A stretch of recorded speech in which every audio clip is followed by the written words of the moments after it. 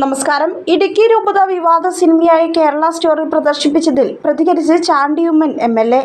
Kerala story പ്രദർശിപ്പിക്കാനുള്ള സ്വാതന്ത്ര്യം സഭയ്ക്കുണ്ട്, എന്നാൽ ഏത് സ്വീകരിക്കണമെന്ന് ജനങ്ങൾക്കറിയാമെന്നായിരുന്നു ചാണ്ടിയുമ്മന്റെ പ്രതികരണം. ദൂരദർശൻ കഴിഞ്ഞ ദിവസം കേരള സ്റ്റോറി സംപ്രേഷണം ചെയ്യുന്നതിന് തൊട്ടുതലേന്നായിരുന്നു ഇടുക്കി രൂപത വിവാദ സിനിമ പ്രദർശിപ്പിച്ചത്. കുട്ടികളുടെ വേദപഠന ക്ലാസുകൾ നടക്കുന്ന പള്ളികളിൽ കൗമാരക്കാരായ കുട്ടികൾക്ക് വേണ്ടിയാണ് ചിത്രം പ്രദർശിപ്പിച്ചത്. പ്രണയം എന്ന വിഷയത്തെക്കുറിച്ച് ക്ലാസിന്റെ ഭാഗമായിരുന്നു പ്രദർശനമെന്നാണ് വിശദീകരണം.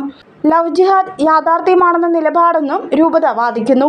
പ്രണയത്തെക്കുറിച്ചുള്ള ബോധവൽക്കരണത്തിന്റെ ഭാഗമായാണ് കേരള സ്റ്റോറി സിനിമ പ്രദർശിപ്പിക്കുന്നതെന്നും കേരളത്തിൽ ഇപ്പോഴും ലവ് ജിഹാദ് നിലനിൽക്കുന്നുണ്ടെന്നാണ് സഭ നിലപാടെടുത്തതെന്നുമാണ് സിനിമ പ്രദർശിച്ചതിനെക്കുറിച്ച് ഇടുക്കി രൂപത മീഡിയ കമ്മീഷൻ വിശദീകരിച്ചിരിക്കുന്നത്. വിവാദ സിനിമയായ കേരള സ്റ്റോറി പ്രദർശിപ്പിക്കാനൊരുങ്ങി താമരശ്ശേരി രൂപതയും. രൂപതയിലെ എല്ലാ KCYM യൂണിറ്റുകളിലും ചിത്രം പ്രദർശിപ്പിക്കും. ശനിയാഴ്ചയാണ് പ്രദർശനം.